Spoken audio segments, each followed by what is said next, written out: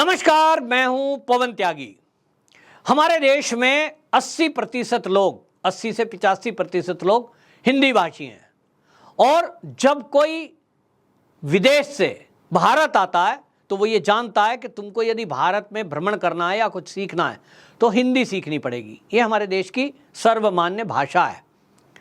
अब इस हिंदी में MBBS की पढ़ाई होगी, यानी डॉक्टर अब हिंदी में पढ़ाई कर सकेंगे।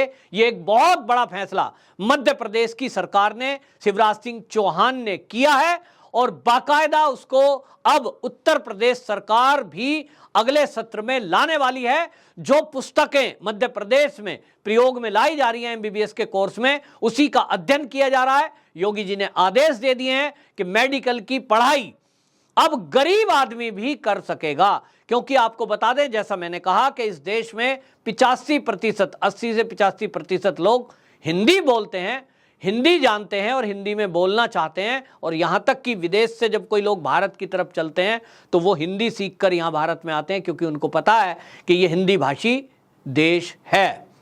अब वो हिंदी में भाषा बोली जाती है। यहाँ होता ये था कि नीट की परीक्षा के लिए, पहले MBBS में पढ़ाई करने के लिए नीट की परीक्षा देनी पड़ती है, तो कोचिंग सेंटर में जाके बच्चे नीट की पढ़ाई करते हैं और बहुत सारे गरीब बच्चे अपने घरों पे तैयारी करते हैं। अब उनको अंग्रेजी नहीं आती, तो होता यह है कि नीट की परीक्षा पास करने के बाद भी जब वो MBBS की पढ़ाई करने के लिए पहुंचते हैं, अब उन्होंने टूटी फूटी अंग्रेजी समझी होती है। स्कूलों में पढ़ाई जाने वाली अंग्रेजी, वहां अगर कोई 90% भी नंबर अंग्रेजी में लाता है तो वो भी अंग्रेजी बोल पाएगा, ऐसा कहना ठीक नहीं है, क्योंकि बोलना और पढ़ना दो अलग अलग चीजें हैं। तो जबान पर अंग्रेजी किसके आएगी? जो इंग्लिश मीडियम में पढ़ा हुआ बच्चा है। और हमारे भारत के अंदर इंग्लिश मीडियम स्कूल अभी उतनी संख्या में नहीं है और उनकी फीस इतनी है कि गरीब आदमी, गरीब अपने बच्चों को पढ़ा ही नहीं सकता। और इसलिए डॉक्टर बनना गरीबों के लिए एक सपना था। अब सपना अभी भी है, लेकिन मध्य प्रदेश की सरकार ने, शिवराज सरकार ने उस सपने को अब साकार करने का विचार किया। और इसलिए आपको बता दें, देश के गृह मंत्री अमित शाह जी ने पुस्तकों का विमोचन किया जो कि हिंदी में है। लेकिन इस हिंदी के कोर्स को जैसे ही लागू किया, राजदीप सरदेसाई जैसे पत्रकार, जो कि आज तक के नामी पत्रकार हैं, हालांकि वो विवादों के लिए कुख्यात हैं, उन्होंने ट्रोल करना शुरू कर दिया और नकल उतारनी शुरू कर दी, कुछ विषय लिख के। अब देखिए, डॉक्टर इस तरह से लिखेंगे हिंदी में, इसको क्या कहेंगे हिंदी में? अरे भाई, हिंदी में जब बच्चा पढ़ेगा तो हिंदी में लिखेगा। हालांकि कुछ टिपिकल शब्द हैं, जहां टिपिकल होगा उसको अंग्रेजी में पढ़ लेगा, लेकिन आप एक ऑप्शन तो दीजिए। हिंदी भाषी के लिए इस देश में हिंदू, हिंदी, हिंदुस्तान कहने को मात्र है। तो IAS की परीक्षा आप हिंदी में दे सकते हैं और बाकी परीक्षाओं में अब हिंदी लागू होने जा रहा है, तो फिर MBBS में क्यों नहीं? योगी जी ने अभी पिछले दिनों तय किया कि जो उत्तर प्रदेश के 11 सरकारी मेडिकल कॉलेज में नर्सिंग की पढ़ाई भी की जाएगी, नर्सिंग कोर्स लागू किया जाएगा और उसमें आम परिवारों के 12वीं पढ़े हुए बच्चे वो जाते हैं। लेकिन वहाँ अगर अंग्रेजी लागू रहेगी, केवल अंग्रेजी रहेगी, तो हिंदी भाषी या गरीब बच्चे जो कि हिंदी मीडियम में पढ़े हुए हैं, उनके लिए तो वो भी सपना ही रहेगा। मतलब ये हुआ कि हिंदी बोलने वाले बच्चे वो तो नर्सिंग भी कोर्स में नहीं कर पाएंगे और नर्स भी नहीं बन पाएंगे, जो कि मेडिकल लाइन का सबसे छोटा एक पोस्ट है। तो ये एक समस्या थी। अब जो ये भारतीय जनता पार्टी सरकार ने तय किया है कि जहां जहां राज्यों में उनकी सरकार है, इस पर विचार चल रहा है और ये बहुत ऐतिहासिक कदम मैं कहूंगा कि ये उठाया गया है और पूरे देश के अंदर जो गरीब तबका है उसमें काफी इस बात को देखते हुए उत्साह है। पहली बार अब गरीब बच्चों को भी लगा है कि यार, अगर हिंदी में ही परीक्षा होगी और हिंदी में ही हम डॉक्टरी की पढ़ाई कर लेंगे तो फिर तो बहुत अच्छा है, मैं भी तैयारी करूंगा, मैं भी डॉक्टर बनूंगा। अब झुग्गी झोंपड़ी में रहने वाले, गांव में रहने वाले, देहात में रहने वाले आम परिवार और गरीब के बच्चे भी अब ये कहने लगे हैं कि चलिए, मध्य प्रदेश से शुरुआत होकर वो यूपी में अब इंप्लीमेंट होने जा रहा है। भारत में भारतीय जनता पार्टी शासित जितने भी राज्य हैं, यदि इनमें हो गया तो लोग कहते हैं कल को केंद्र भी करेगा। और अगर केंद्र सरकार ये घोषणा कर देती है, मैं कहता हूं ऑप्शनल होना चाहिए, मोदी जी तो हमेशा इसकी हिमायत करते हैं। मोदी जी कहते हैं कि क्षेत्रीय भाषाओं में पढ़ाई होनी चाहिए। तो केरल में वहां की जो भाषा है वहां के बच्चे, एक दूसरा ऑप्शन अंग्रेजी का। अगर पंजाब है तो वहां गुरमुखी पंजाबी और एक ऑप्शन अंग्रेजी का। इसी तरह जो हिंदी भाषी है क्षेत्र, उसमें हिंदी और अंग्रेजी दोनों ऑप्शन रखिए। जो अंग्रेजी मीडियम में पढ़े हुए हैं उनको हिंदी नहीं थोपी जाए, और जो हिंदी मीडियम में पढ़े हुए हैं उनको फिर अंग्रेजी क्यों थोपी जाए? जबरदस्ती।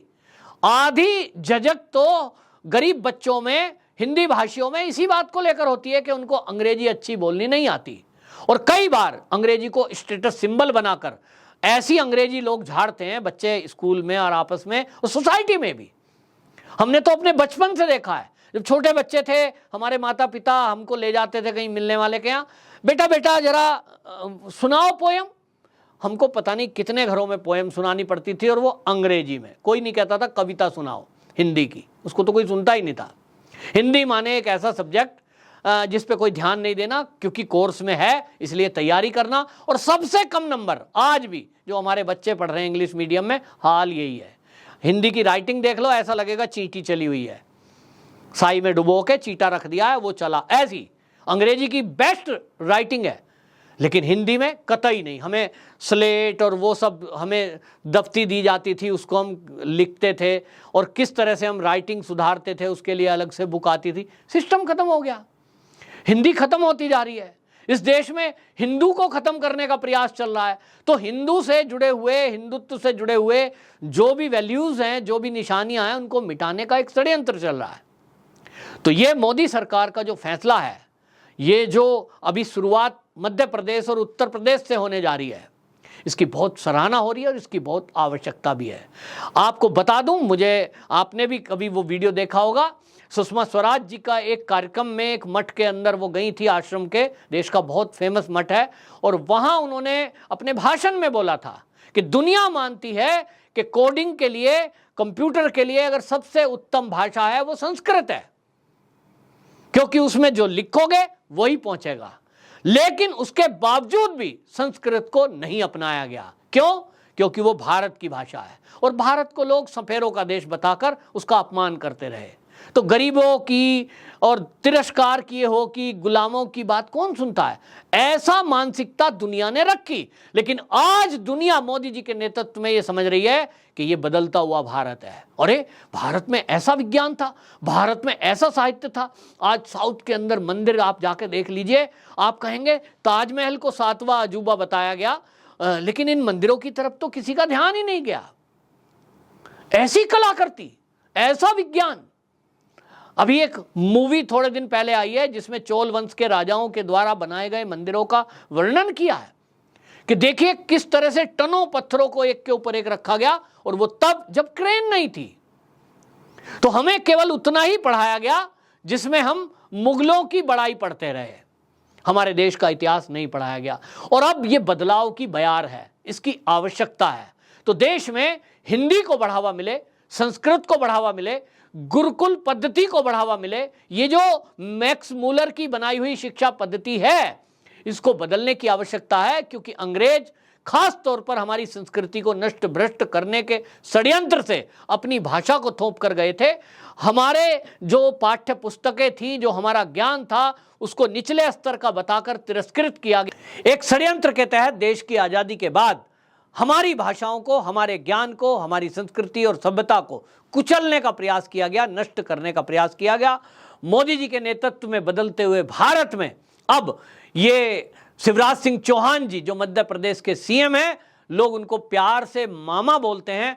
बहुत अच्छा उन्होंने सराहनीय कदम किया है, और इससे मैं समझता हूं कि पूरे भारत के अन्य राज्य और केंद्र सरकार इसको मेरे ख्याल ट्रायल बेस पर कर रही है। लेकिन आपको बता रहा हूं, मैं मोदी जी को भी बताना चाहता हूं इस वीडियो के माध्यम से भी कि पूरे देश में इसकी सराहना हो रही है। खास तौर पर गरीब बच्चे, आज गरीब आदमी ये विचार कर रहा है कि ये जो कदम भाजपा ने उठाया है मध्य प्रदेश में, अगर पूरे देश में सभी भाषाएं ऑप्शनल हिंदी भी हो जाए अंग्रेजी के साथ, तो गरीब का बच्चा भी आगे बढ़ने का विचार कर सकता है, वैज्ञानिक बने, डॉक्टर बने, इंजीनियर बने, प्रोफेसर बने, ये सब बन सकते हैं। काबिलियत हर व्यक्ति में है, काबिलियत गांव के अंदर भी है, लेकिन एक केवल अंग्रेजी ना बोल पाने के कारण गांव का बच्चा वहां से बीएससी एमएससी करने के बाद भी नौकरी खोजने के लिए कहीं विदेश तो जा ही नहीं सकता, देश के बड़े शहर में नहीं जाता, संकोच होता है कि यार ऑफिस में तो सब अंग्रेजी बोलते हैं, मुझे तो समझ में आता नहीं। जब ये अंतर मिटेगा तो आप देखेंगे देश के अंदर से टैलेंट निकल करके आएगा और गांव के लोग, गरीब बच्चे ईमानदार भी होते हैं, ये आम तौर पर देखा जाता है, भावनाएं भी होती हैं और संस्कार भी होते हैं। तो बहुत अच्छा कदम मध्य प्रदेश सरकार ने उठाया है, योगी जी भी इसी तरह की पहल करने जा रहे हैं। बहरहाल भारतीय जनता पार्टी ने ये जो कदम उठाया है इसकी सराहना हो रही है और पूरे देश में अब इसको लागू करने की आवश्यकता है। वंदे मातरम।